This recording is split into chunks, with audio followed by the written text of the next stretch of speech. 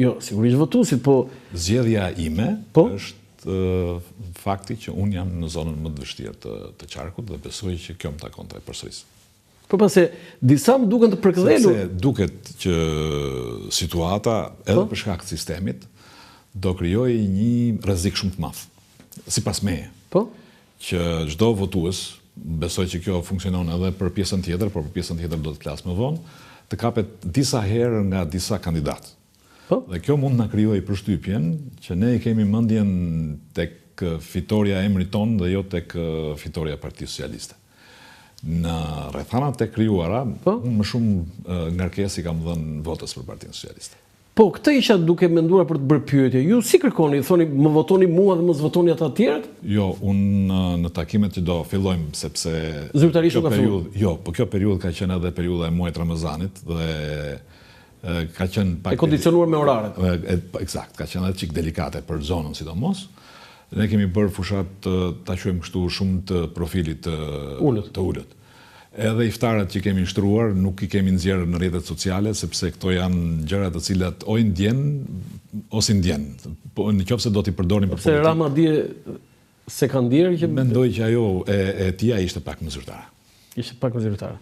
Po mirë, të bëj një pyetje unë, zoti Majko, pse nuk e vendosin listën e mbyllur kryeministri? Pyetja mund të ishte e një llojit. Nëse unë do isha sot në listën e mbyllur, do më bëni të pyetje akoma më ironike. Zoti Majko, po tani ju me gjithë eksperiencë, pse duhet ishit e lista e mbyllur dhe nuk duhet i linit vendin një triu? Po mirë, do thënë e ka thënë Ancelotti këtë. E ka thënë Ancelotti këtë që Dhe mos më thoni që nuk e keni këtë pyetje. e kam këtë po. E ka thënë Ancelotti, unë s'kam gabuar asnjëherë, tha vetëm kur kam bërë analistin. Si trajner kam gabuar gjithmonë, tha. Po kur kam bërë analistin nuk kam gabuar asnjëherë. Mendoj se ajo që donte të jepte si kumët Partia Socialiste, sipas meje, në fushat ishte fakti që ne po përpiqemi të mbledhim vota përtej asaj që konsiderohet rezultati jo i natyrshëm. E dyta, mendoj se njerëzit duhet shikonin që ne i jemi të gatshëm të rrezikojmë. E thënë pak më ndryshe, çdo 4 vjet, çdo militant i çdo partie, qoftë ai PD-s, qoftë edhe i PS-s, Po? ku shkon në një takim të një partie të caktuar, ai krijon një rrezik, siç krijon dhe një shpresë. Qartë. Por militantët e PS-s janë pak më të rrezikuar se sot në ata që flasim shumica janë punë. Dhe imagjinoni një moment që pas 24 orësh pas datës 11 maj, ata të ndihen të humbur. Domethënë, një militant i PS-s sot, ose një votues i PS-s, ose një njeri që është i punësuar, apo ka një biznes, angazhohet në krah të Partisë Socialiste, merr përsipër dhe një rrezik. Rrezikun që ne të humbasim. Unë mendoj se në këtë pikë s'kam bërë gjë as më shumë as më pak, pikërisht ka marrë përsipër një rrezik që e marrin të gjithë ata që angazhohen në krah të Partisë Socialiste. Jam i bindur se një burr nuk lind për të drejtuar, por i përgjigjet thirrjes dhe bën detyrën. Bufi ushqet me minj. Keni shkruar ditën që pranuat të ishit kandidat. Po. Kështu është kështu.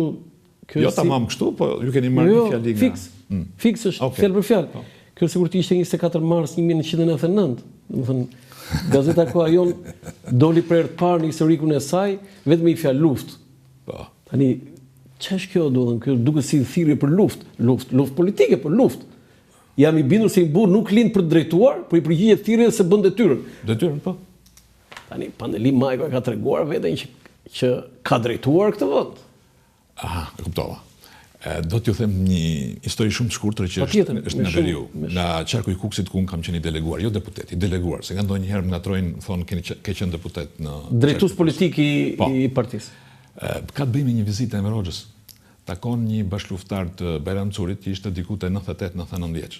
Edhe i thotë lumti, thotë. E mbyllë me nder.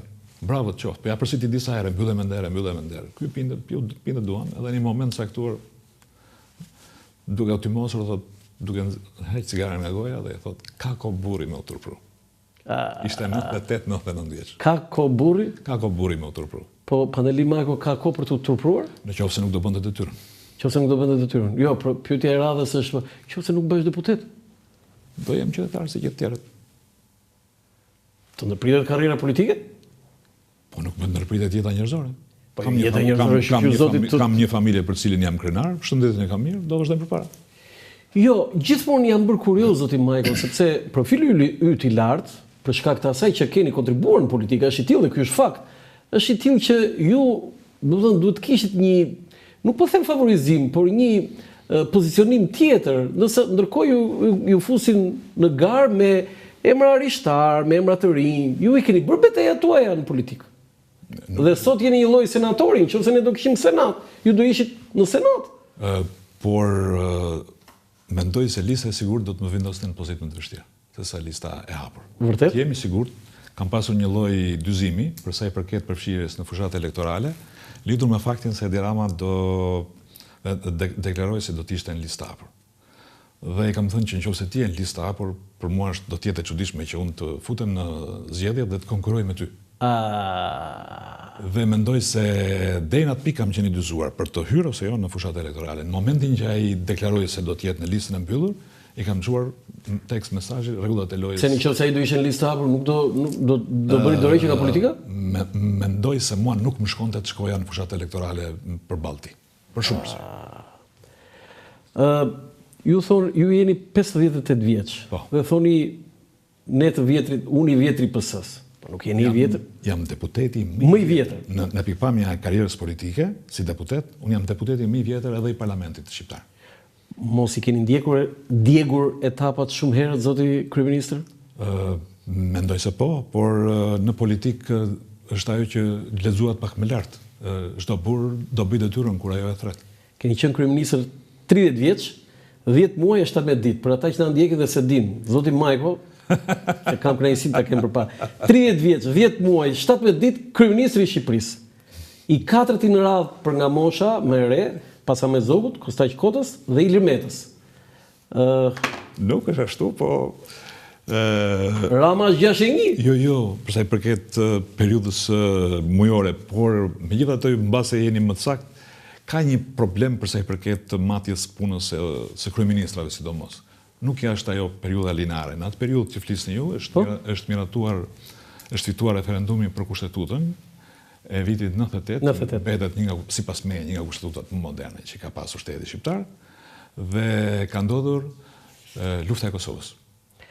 Unë do të pyes posaçërisht për të, sepse ju keni një medalje të artë të pavarur në gjoksin tuaj, por ne në atë kohë e perceptonin ndryshe. Sot mund të themi 1000 fjalë vlerësuese, pozitive për ju, zoti Majko, dhe unë kam kuranë dhe s'kam asnjë kompleks ta them këtë, për atë që keni bërë në ato ditë vështira. Por në muzeun John Kennedy and Library në Massachusetts është një thënie, unë kam pasur fatin ta shikoj, ta vizitoj atë muze, e shkruar në ato muret me harqe atje. Një njeri mund të vdes, një kohë mund të shuhet, por një ide nuk vdes kurrë. Jo vetëm e keni pasur për zemër këtë citat, por e keni pasur moto të jetës tuaje. Tani në këto momente na e zbërthej pak, si e përshtasni ju këtë thënien e presidentit ndoshta më të mirë që ka pasur Shtetet Bashkuara të Amerikës? Unë i kam pëlqyer Kennedy-t, pustin e tij e kam në tavolinën time të punës, po i kam pëlqyer më shumë një shprehje tjetër. Mos pyet shpreha, mos pyet çfarë bën vendi yt për ty. Pyet çfarë ti bën për vendin tënd. E pas e ndryshuar se kur ishe kryeminist thoshte këtë. Mbase mund ta kem thënë. Jo mbase, e ke thënë në konferencë për shtyp. Këtë thënie ne kemi vendosur me Edi Ramën dhe tesëra që bëm pas kongresit kur. Këtë të dytën. Këtë të dytën. Tani ti po mbështet një thënie që i ka pëlqyer edhe kryetarit aktual? Unë Edi Ramën shoh e ka çarka. Edi Ramën ti e ke shok, po e ke edhe shef. Tek unë ai është shok, pastaj kryetari i PS-s. Tani këtu ka një problem zoti Majko, sepse gjatë kësaj kohe keni qenë shumë i heshtur. Partia Socialiste ka kaluar tallaze të forta në këto 12 vjet. Okej, keni fituar 3 mandate. Por nuk e kemi pa ndonjëherë Pandeli Majkon, që një politikan modern, që të bëj një vërejtje, një kritik shokut të tij, por më radh parë shefit, se ju e keni shef. E keni fjalën për në publik? Po se i keni bërë shumë privat? Po sigurisht.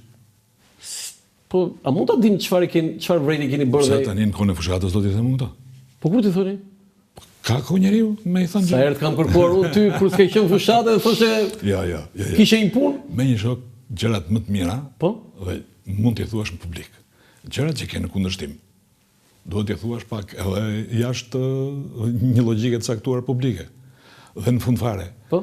një mik është mik i mirë Se nuk të duron vetëm cilësit e mira që ke, të duron edhe ato që ti konsideron të meta.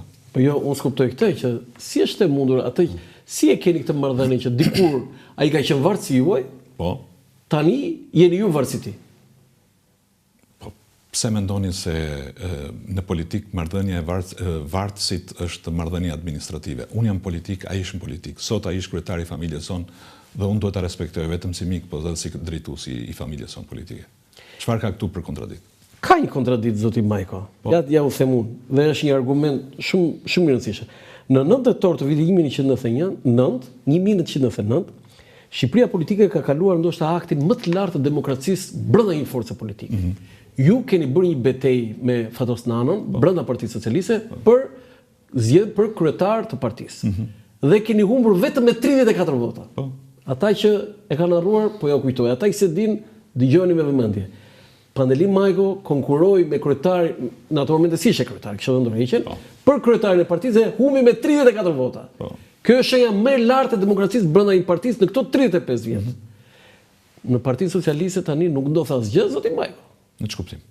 Po kuptimin e demokracisë, domethënë, s'ka zgjedhje, s'ka garë në forume, s'ka, aty thot në një mbledhje ose në një deklaratë e hapur që Pandeli Majko do jetë ministru dhe ti e merr vesh aty. Shikoni. Në politikë shpesh gjërat nuk maten me matësin e jetës zakonshme njerëzore. Bile shpesh aty ekziston dhe një rregull shumë kontrovers. Po? Që duhet bësh gjën e gabuar për qëllimin e drejtë. Ta përsëris. Të bësh gjën e gabuar për qëllimin e drejtë. Dhe ato që juve mund të duken si gjëra që nuk shkojnë, ne i evolojmë brenda një qëllimi që është një qëllim i drejtë. Nëse ne, sipas mendimit tuaj, duhet fillonim të bënim një debat caktuar brenda Partisë Socialiste për gjëra që mendojmë që nuk na shkon. Kush do ishte qëllimi? Dhe sa më shumë që kalon koha dhe ti merr një eksperiencë caktuar politike, ti e kupton se kur fillon një debat apo kur fillon një diskutim të natyrës, a shkojnë mirë këto gjëra apo nuk shkojnë mirë e kështu me radhë. Ti e bën në funksion të një qëllimi. Dhe nëse ky qëllim diskuton duke filluar nga bukë në gojë të socialistëve deri në ardhjen në pushtet të një opozite që dhe në këto zgjedhje nuk është gati, atëherë mendoj që gjërat e tjera janë të shpjegueshme. Pse keni qenë i heshtur, zoti Majko? Nuk keni folur fare. Në parlament kanë folur, rregullisht. Por pra asgjë për ato që nuk shkojnë mirë në qeverisin e Partisë Socialiste. Kush e tha? Unë s'u kam dëgjuar ndonjëherë, zoti Majko. Tani, fakti që se keni dëgjuar ju, mendonin se... Keni bërë vrejtje ju për qeverisin e zotit Rama? Tani, debate kemi bërë. Dhe tani, ti mendon që debatet duen bërë të gjitha në publik që të quhen të vërteta? Në ditën që ju keni pranuar për të qenë kandidat? Të lutem. Ne jemi në periudhën e fushatës elektore. Jo, të kuptoj, nuk duhet ta përzjej. Dalim para njerëzve dhe kërkojmë votën për të ardhmen e tyre. Në çdo rast, ne e kuptojmë se kush është kostoja e një diskutimi lidhur me gabimet. Por nëse më keni dëgjuar, kam thënë edhe me këto gabime, edhe me këta miq e shok që kemi në burg, ne jemi më të vërtet se sa pala tjetër. Po mjafton kjo? Marrëdhënia me të vërtetën është shumë e rëndësishme, edhe kur janë gabim. Ditën që ju pranuat për të qenë kandidat, atë momenti që ju thatë, një madje thotë unë jam votuese Partisë Socialiste, ka shkruar te faqja juaj dhe më erdhi shumë mirë që ju nuk e keni fshirë. Që të shkruar, votuese juaj. Po. Ke qenë ndër të paktët që mendoja se vleni të Partisë Socialiste. Por për aq gjumë që keni bërë këto vitet e fundit dhe ke ngrorur karriken kot në parlament duke bërë se herë ndërkohë që nuk thoi gjysmë fjalë për padrejtësinë që janë bërë popullit shqiptar vitet e fundit. Mendoj se mund të rrish pa merak në shtëpi se nuk do t'i mungosh askujt. Si deputet, sepse ju keni bërë statusin për deputet. Zonjës si do t'i përgjigjeni? Po, mendoj që zonja duket qartë që nuk voton për pjesën tonë. Po mira, është e lirë të thotë. Patjetër. Mund mos votoj. Edhe unë s'e kam hequr atë, s'e kam fshirë. Jo, se ke fshirë pra, është bravo se ke parasysh si funksionojnë të tjerë. Di. Në rregull. Kjo është opinioni i saj. Gjatë gjithë kësaj periudhe unë kam qenë drejtues politik në qarkun e Fuksit. Ju e dini që unë qëndrova rreth 5-6 muaj në shtëpi dhe nuk vura ulërimën për faktin se mbeta jashtë parlamentit. Në zgjedhjet 2021 unë kam marrë 8800 vota. Dhe nuk hyra në parlament jo për shkak të votave, po për shkak të renditjes, isha i 19. Ata që ishin përpara meje kishin 1/3 gjysmën ose më pak vota se sa unë.